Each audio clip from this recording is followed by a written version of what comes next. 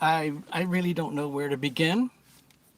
I'm in a kind of a weird space myself. I'm actually in a car, and I felt obliged to make a video for folks.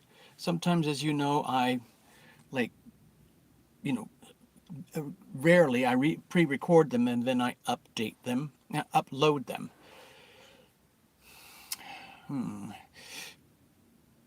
But it's very different as an experience going live.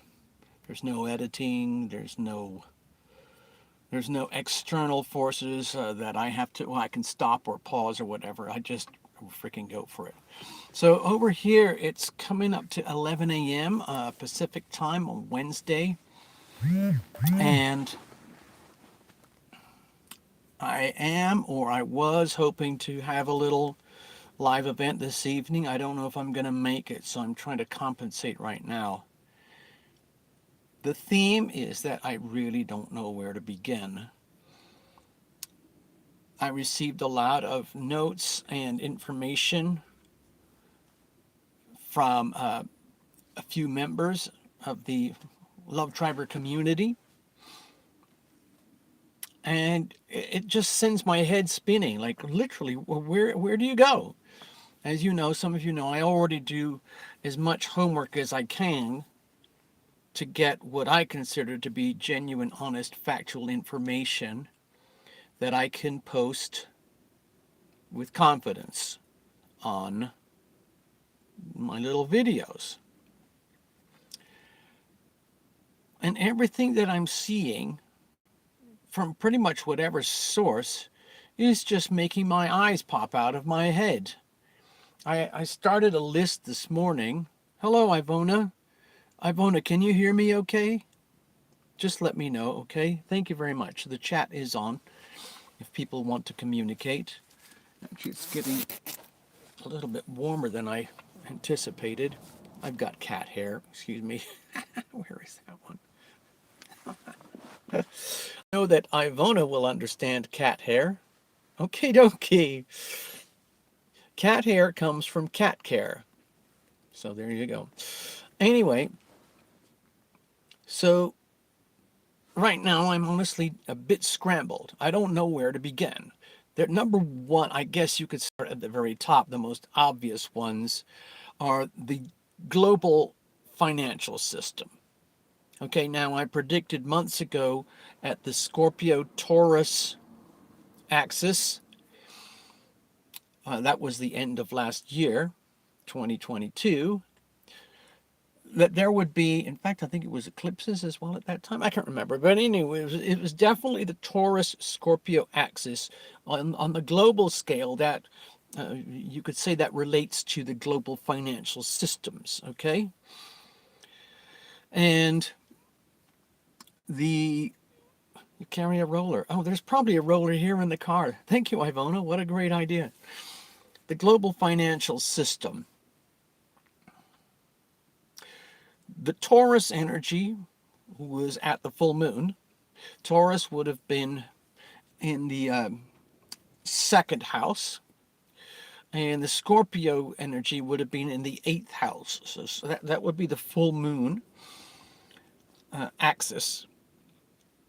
And that's where I got all lit up, saying that we are now officially heading into a global financial catastrophe. It's actually very closely in alignment with my book that I wrote 6 years ago about this incident, and the actual fuse was lit officially on January 2020, where the bomb dropped. That was the famous bug that we all know about. And that sent everything into a spiraling crisis, which is basically the perfect background setting for the elites to do their nefarious deeds. And some of the most nefarious deeds are the manipulation of the global financial system. If you've watched my channel for a long time, you'll understand that I have opinions that circle around this belief that our global financial system is essentially a massive, beautifully structured fraud. and we are all sucked into it. There are people who are very smart and they know how to get around it and live around it, and they either willfully put a lot of time and energy into creating their own three-dimensional wealth and abundance in alignment with the facts of the universal laws. And they would probably be the sort of people who invest in things like gold, silver, real estate, property, hard assets that have real tangible value, including goods and services like your labor, your skills, your talents. Okay, so that could be represented by the Taurus energy, facts, solid, real stuff, things of hard value. And then the Scorpio energy would have represented the world of other people's money. That would have been in the shadow expression of the energy. That would be the global banking system, your insurance, your savings plans, your retirement plans, your 401ks, your IRAs, the stock markets, gains and losses, and speculation in fictitious, let's say, items of value. And it becomes a game. And if you've got the skills, there are people who are actually very, very skilled at playing the game, where they know full well that they are participating in a complete sham, but they know how the game works, and so they play it. I follow a couple people who are experts at this, and they are extremely wealthy.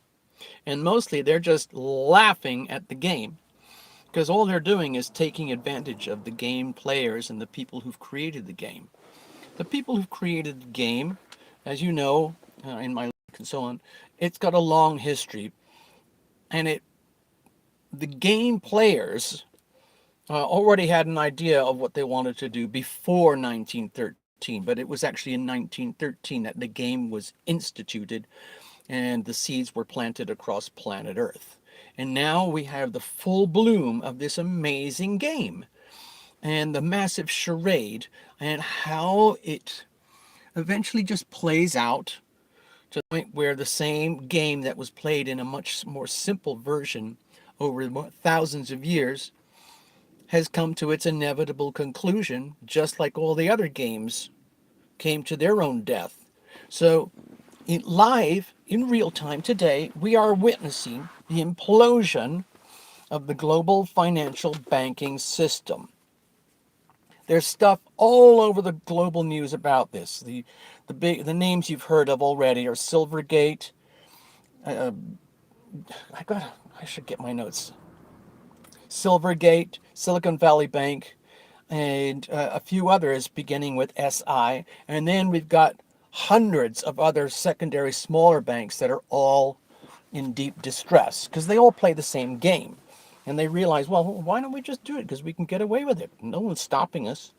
It turns out that the folks at one of those SI banks, out of all the board members, all of them were Democrat, let's say, revolving door characters who came out of Washington and were placed on the board to kind of create the momentum and the environment for money. It's basically a money laundering operation. And there was only one board member who was actually fully experienced in the world of investment banking. He was like their token mascot face of the bank. But the rest of it was just a massive, massive scam operation. And of course, with that expression, go woke, go broke, well, guess what happened? They're all imploding. I wish you could have just seen the material I just saw about the inside the board meetings at one of these banks and how they don't really give a hoot about the fundamentals of math, finance, banking. All they cared about is ESG and DEI. They're absolute crackpots.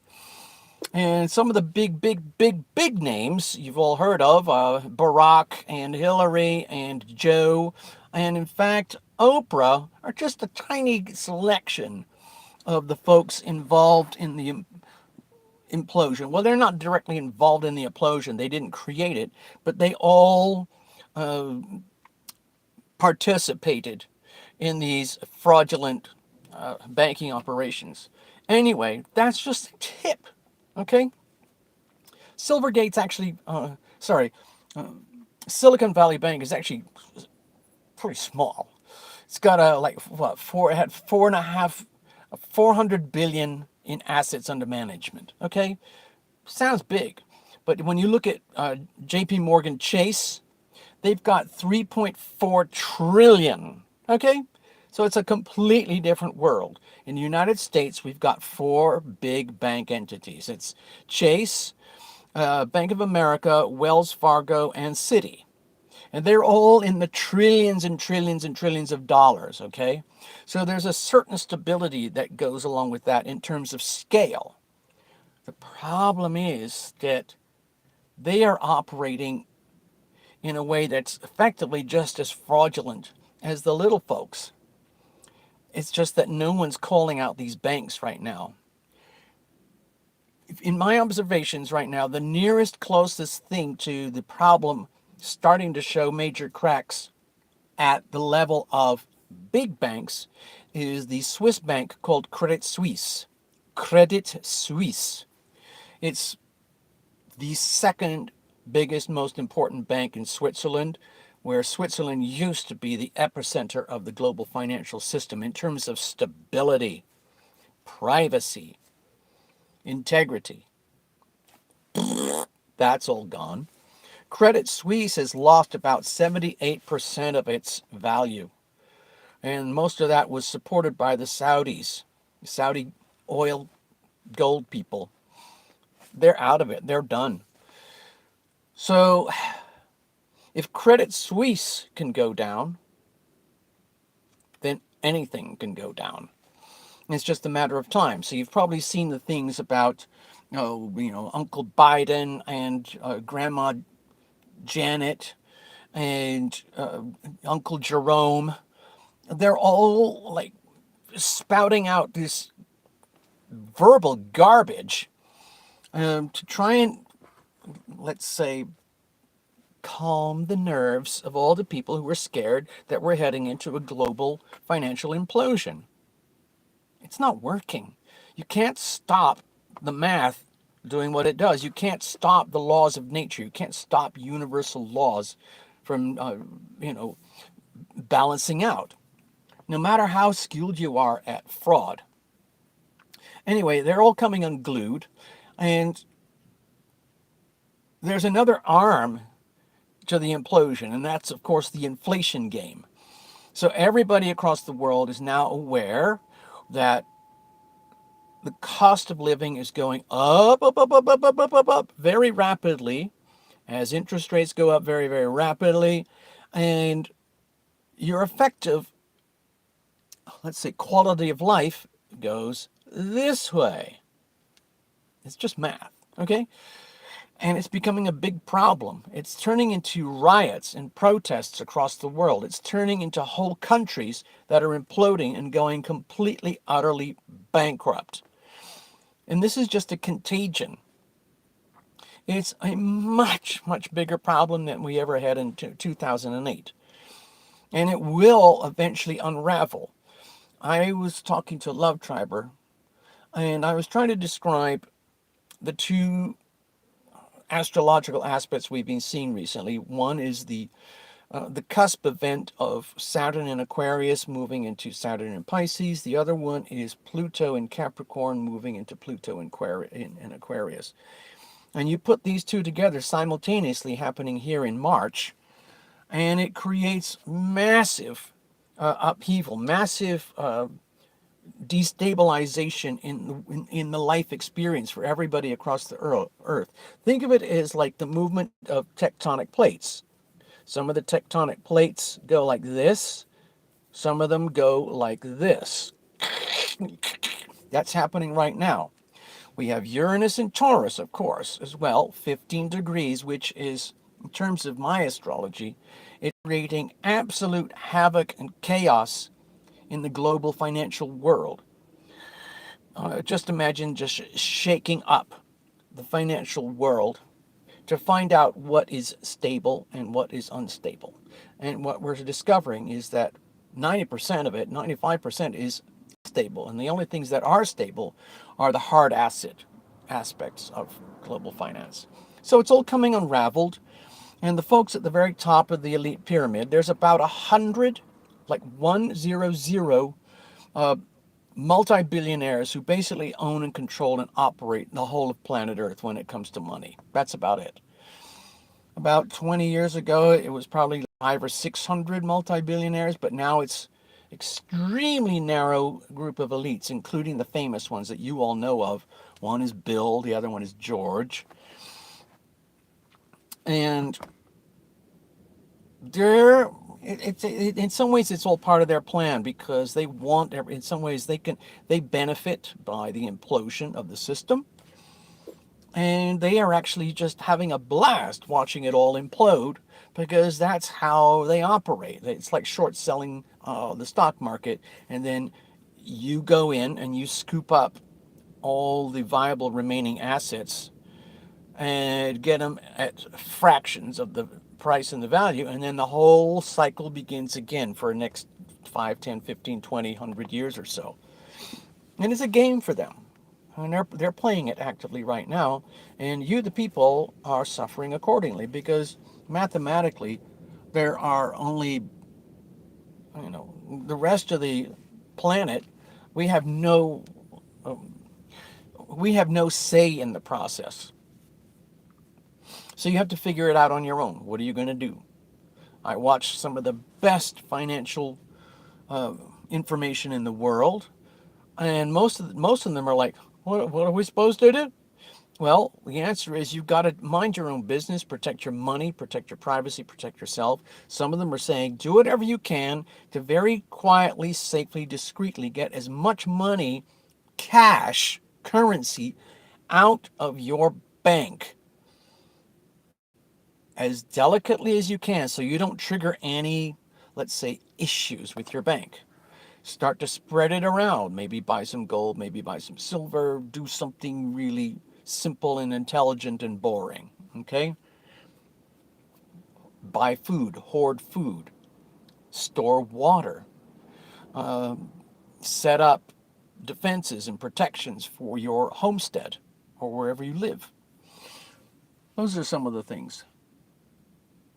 So I guess the money issue is at the top of my list because it affects everybody and everything on planet Earth. But there's so much more going on, like, Anthony, Mr. What's his name? F, the guys from the CDC who quit. He's coming unglued. You can't hide it. You can't hide this stuff. The Saturn and Pisces vibe for the next 2.5 years is going to be like a 2.5 year sewage spill of all the sludge and slime, deception, lies, and betrayal, corruption, deceit, treachery, coming out of especially the elites. And the next big issue is accountability. How are we going to hold them accountable? The stuff that's coming out on Uncle Joe and his family is just staggering. They call it a suspicious activity report, and they have a lot of them, and they're all from the Bank of America regarding Uncle Joe and his family. But nobody's saying anything. No one in Bank of America isn't calling it out and saying, we got a problem here. Joe's a little bit misbehaving. This is, what are we going to do? Well, don't do anything. So it's coming out, and it's now mainstream news. It's mainstream. It's not just me. It's not just Fox or Newsmax or Dr. Turley or all the conservative pundits. It's on mainstream. And the simple message is that China owns Uncle Joe. And that explains a lot about what's been happening in America for the last few years. In fact, since about 2008. It also explains a lot about what's been happening in Canada in Australia, because the leaders of those countries, they know that they have a much weaker constitution than we do in America. So they've already been bought out, and they're descending into communism. And I say that with confidence because it's hard to deny. I have not monetized this video. I hope it doesn't come up and monetized, because it has a much greater chance of surviving on YouTube if I don't monetize it. So I'm just sharing my story for the day. Let me get something out of here. Just give me a second, because I had a whole... You know, I like to do my lists and my maps. I don't really have a lot of them right now.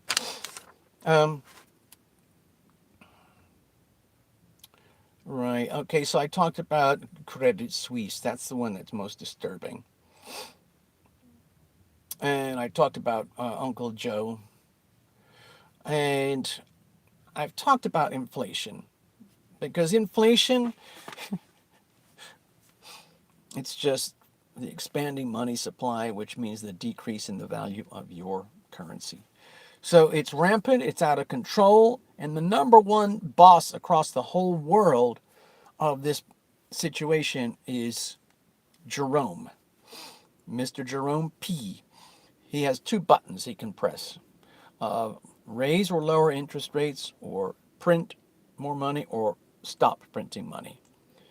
And he's damned if he does, and damned if he doesn't. It doesn't matter what he does. It's trouble. It's the end of the game. You can't take it any further down the road, because it's all imploding. All the major banks, all of them, including the top big four, they all operate on a, what do they call it, reserve. Now, there's such a thing called full reserve banking.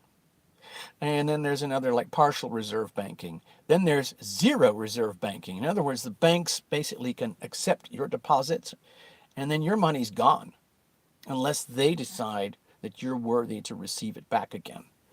So just beware of that. And that's what's been happening, especially under the administration of Uncle Joe. So the banks have gone absolutely, they're just doing what they do. There's nothing to stop them, so they don't stop. But the thing that's happening with the inflation is that was just something that Uncle Jerome and Uncle Joe and Auntie Janet, they all decided, well, that's the medicine that we need to save the world right now. Back then, 2020, March 2020, when all the stuff started to happen after the fuse was lit in January 2020. And they thought, well, let's just print money and give it to everybody, and we'll just save the world. And of course, that's an absolute recipe for a ticking time bomb. And the time bomb is now going off.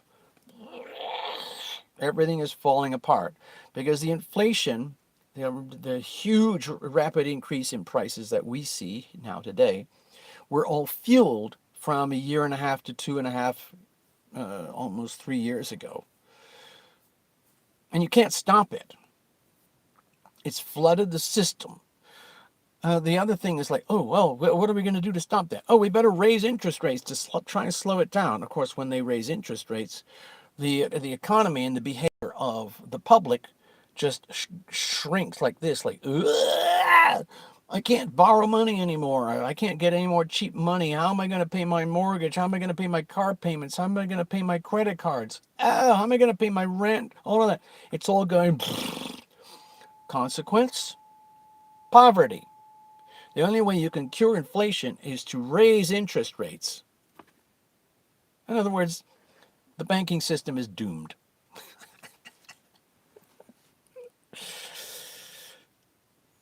Anyway, I like Mark Moss, as I told you. He probably has some of the best, most realistic attitudes on how to deal with all this stuff. Some of them, there's so much more stuff that's happening that I've actually the list. I'm just gonna have to do another video. I can't squeeze it all here. I mean, it'd be saying it would be here for hours. So I'm gonna leave it at that for now. Just wanted to share a little bit. I'm hoping to be back later today, probably tonight, and we'll go a little bit deeper into it. Because remember, we're living in very, very significant historical moments in terms of the astrology. This is a huge, huge shift. It's all based around Pluto, my favorite. It's going to be a 20-year journey. And we're getting a glimpse of what things are going to look like. The main, keywords are going to be things like revolution, upheaval, disruption, destabilization, the destruction and the demolition and the collapse of a highly feudalistic system of elites that control and operate the world. It's just going to go, we're just getting a glimpse, but that implosion is going to be a very long, slow process as everything recalibrates to much more of a kind of a network type of sovereign self type of behavior between one person and another across the world. We're going to see polarizations, tyranny versus freedom. That's the most obvious one. So you pick a side. I've already picked a side, even though we have a lot of what I would consider very unhealthy, tyrannical energy fields happening here in the United States. It's nothing to compare to what's going on out in the rest of the world. The United States is the only place on earth that has the Constitution that we have. And there are about 130, 40 million people in this country that are very concerned, and they abide by the original, mission statement of the United States. But 120 million people, that's it. That is the main line of defense between freedom and tyranny for the rest of the world. The rest of the world is not really aware of the things that I'm talking about here. All they're seeing mostly is things like destruction of demand, destruction of their life, their quality of life, and so on.